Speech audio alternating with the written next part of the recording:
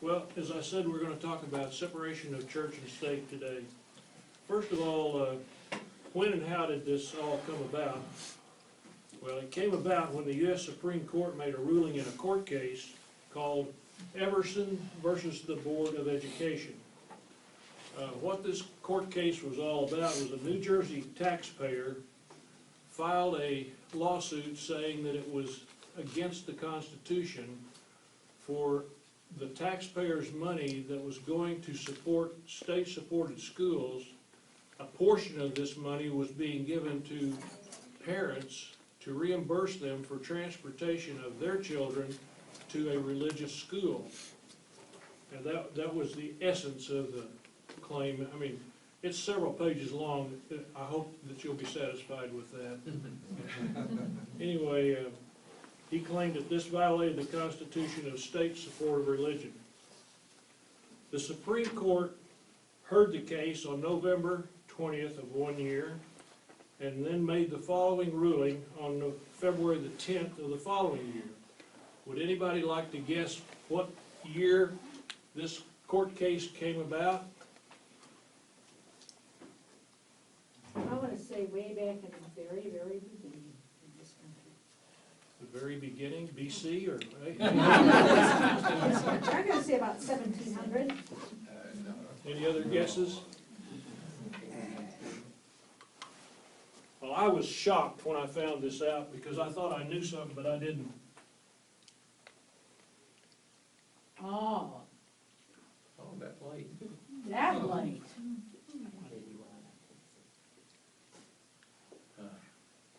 Oh, wow. This court case set a precedence that we are living with today. And, well, anyway, What year was that, Clay? I can't read. 1946 is when the court case was filed, and the ruling was 1947. Wow. Would anybody like to guess who were the presidents that appointed these 9 justices that made this decision? FDR. Yeah, I'll give you a quick clue. All of them, there were 9 of them. They were all men, and they were appointed between 1937 and 1946. So that ought to be a clue. FDR. Roosevelt and Truman, right? So.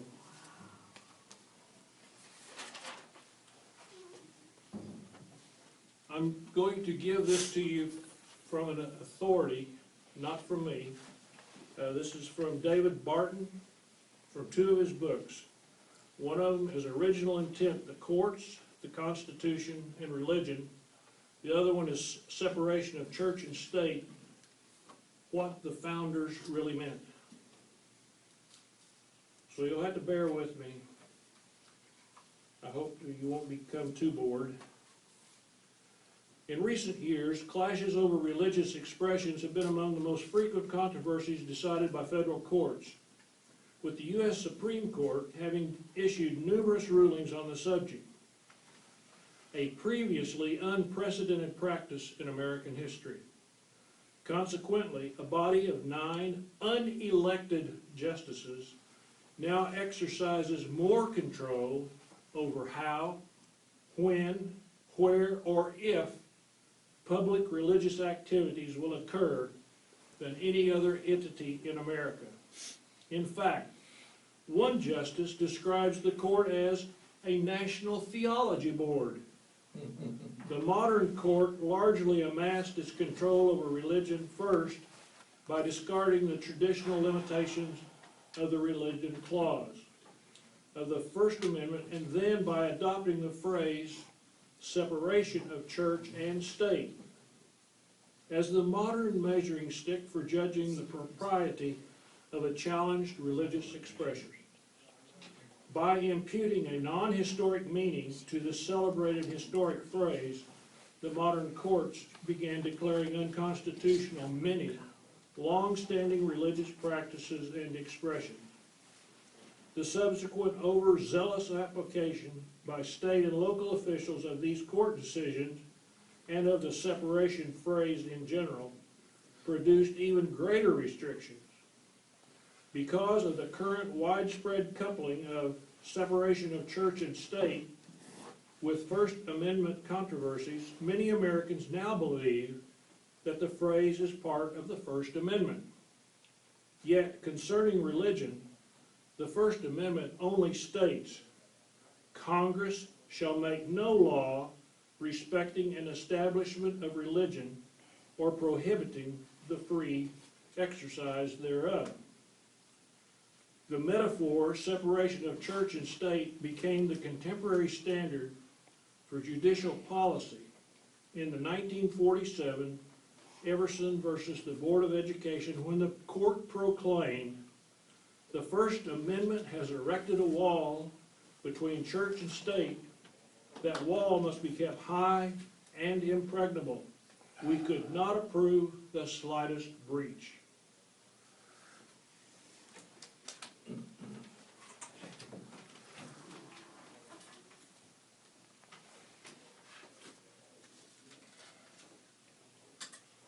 There are two references to religion in the Constitution.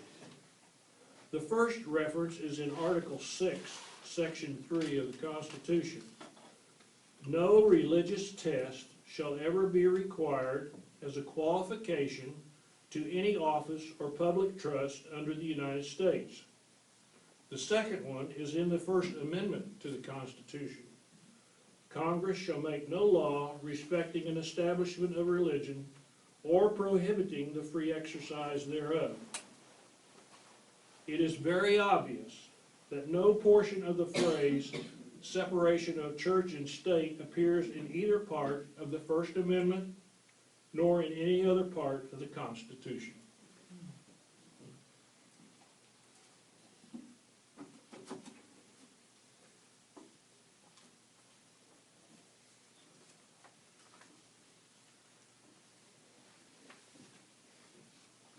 First of all, remember there are three basic documents: the Declaration of Independence, the Constitution, and the amendments to the Constitution, which we call the Bill of Rights. So just for terminology purposes, we need to know that, the separation. So technically, and I'm not an attorney by any means, but technically the amendments, the Bill of Rights, are amendments to the Constitution, so I guess they have to be considered as part of the Constitution since they're amendments to it. Anyway, just a little, hopefully, clarification, not confusion. This is what Mr. Barton says. A conversation I once had with a U.S. congressman who's also an accomplished attorney illustrates how deeply this non-constitutional phrase has been infused in our constitutional thinking. As we were discussing the importance of basic religious values and teachings to public behavior and society in general, he lamented, "Well, we know these values are important. It's unfortunate that we can't do anything to promote them." Surprised, I said, "Well, why not?" He replied, "Well, we just can't." I persisted, "Well, why not?" He answered, "Because of separation of church and state." I responded, "Separation of church and state? Well, what about it?" He replied, "It's in the Constitution. The Constitution won't permit us to have religious values in a public arena." I returned, "That phrase is not in the Constitution." Forcefully, he countered, "Yes, it is." "No, it's not." "Yes, it is." We went back and forth. I finally gave him a copy of the Constitution and asked, "Would you please find that phrase for me?"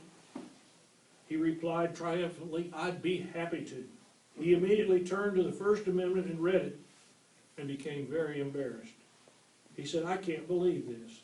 In law school, they always taught us that's what the First Amendment said." Amazed, I asked, "You never read the Constitution for yourself?" He replied, "We were never required to read it in law school." The words separation, church, or state are not found in the First Amendment, the Constitution, or any other official founding document.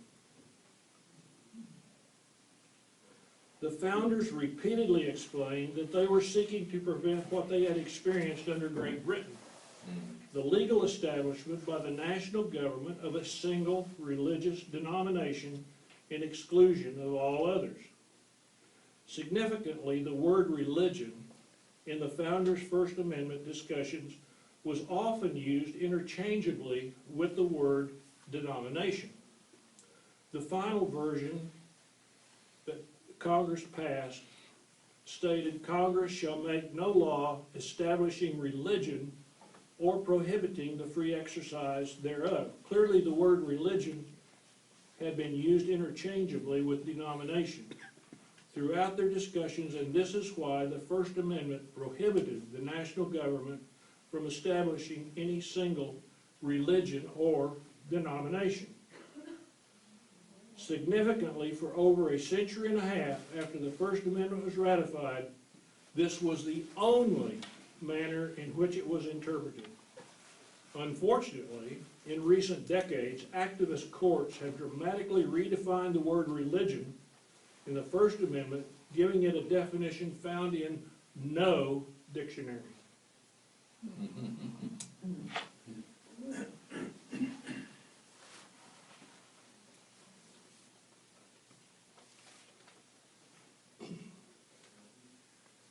Yet, if the phrase separation of church and state appears in no official founding document, then what is the source of that phrase, and how did it become so closely associated with the First Amendment?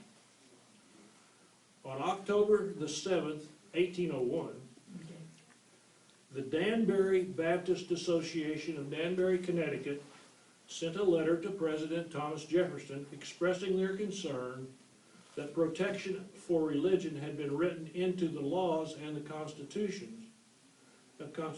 believing strongly that freedom of religion was an inalienable right given by God. The fact that it appeared in civil documents suggested that the government viewed it as a government-granted right rather than a God-granted right. Apprehensive that the government might someday wrongly believe that it did have the power to regulate public religious activities, the Danbury Baptists communicated their anxiety to President Jefferson. That was in October 1801. On January the 1st, 1802, Jefferson responded. He understood their concerns and agreed with them that man accounted only to God and not to the government for his faith or religious practices. Jefferson emphasized to the Danbury Baptists that none of man's natural rights, inalienable, including the right to exercise one's faith publicly, would ever place him in a situation where the government would interfere with his religious expressions. He assured them that because of the wall of separation, they need not fear government interference with religious expressions.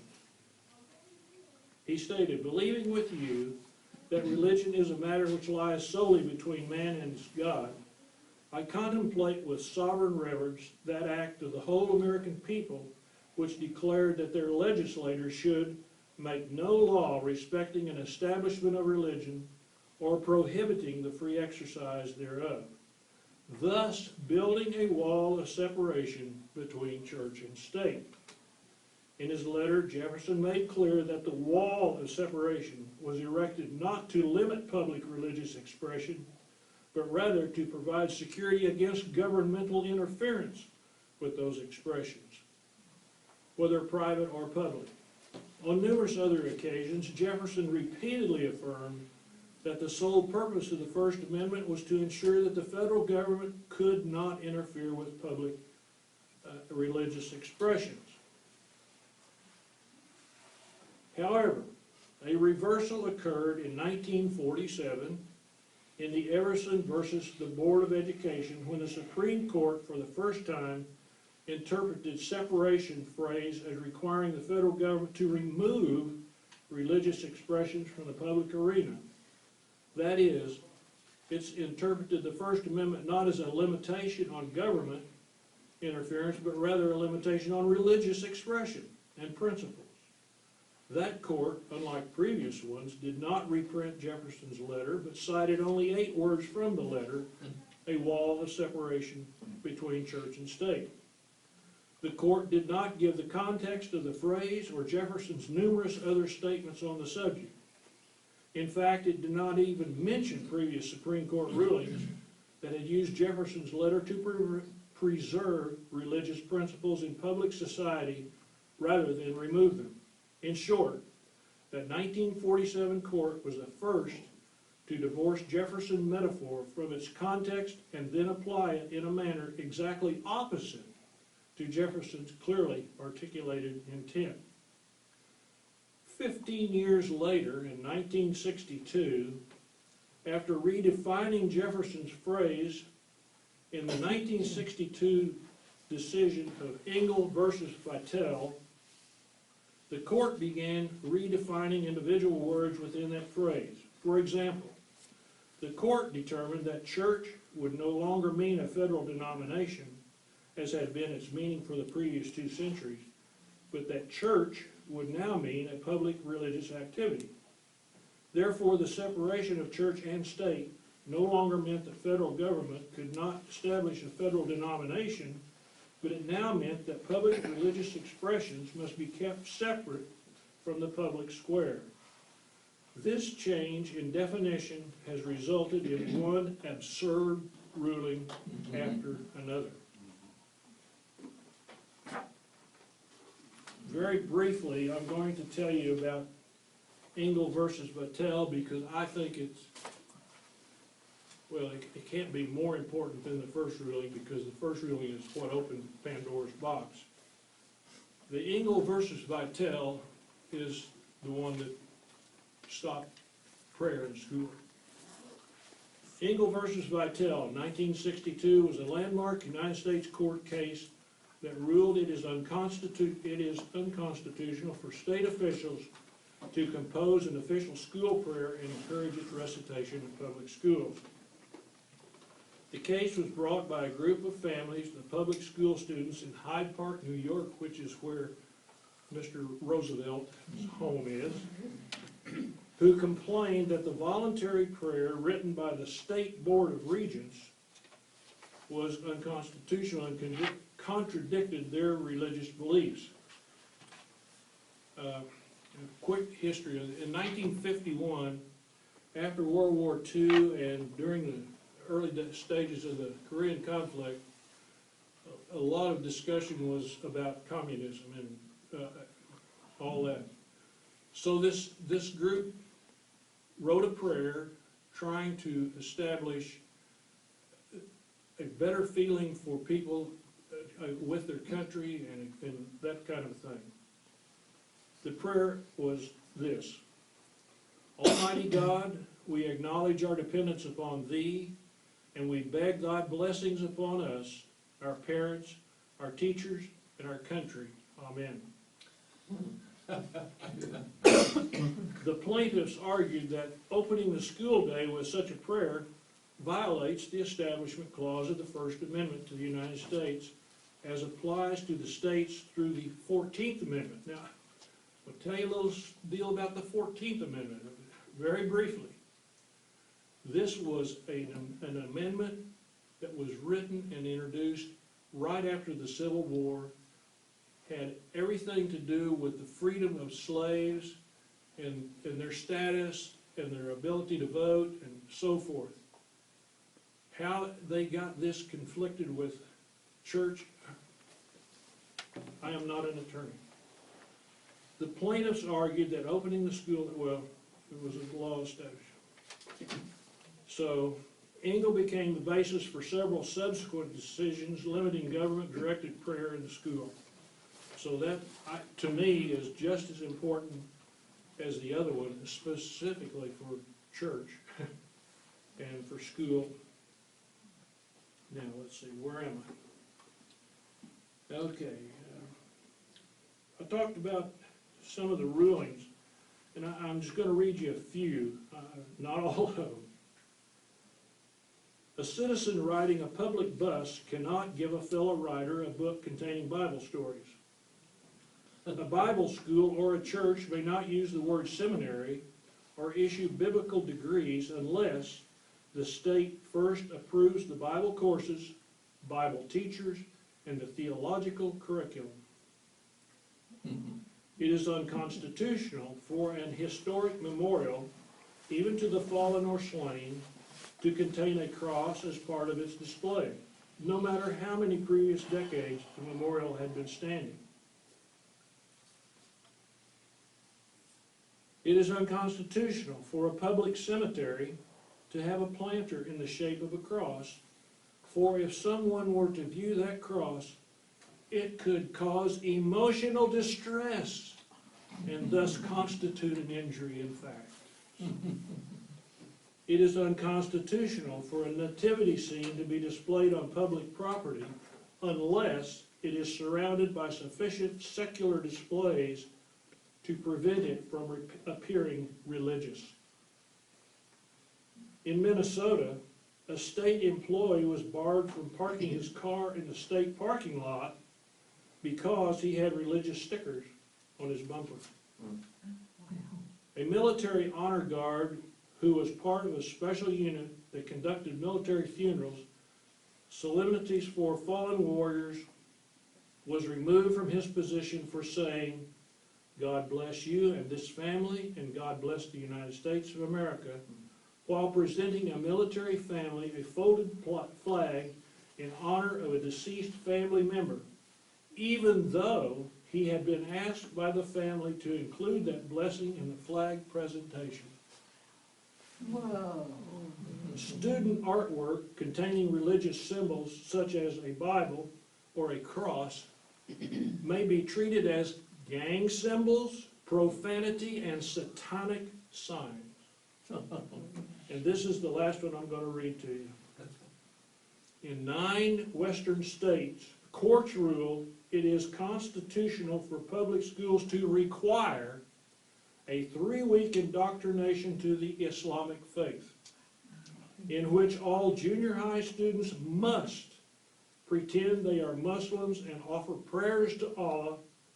They are further encouraged to take Islamic names, call each other by those names, wear Islamic garb, participate in jihad games, and read the Quran during those 3 weeks. Yet the same court ruled it unconstitutional for those same students voluntarily to mention "under God" in the Pledge of Allegiance. The founders never intended for the First Amendment to be a vehicle to separate religious principles from public affairs, but they believed that through its free exercise clause, they had protected these principles and kept them in the public square. One of the clearest affirmations of the framers' commitments to religious principles in official arenas came from President George Washington.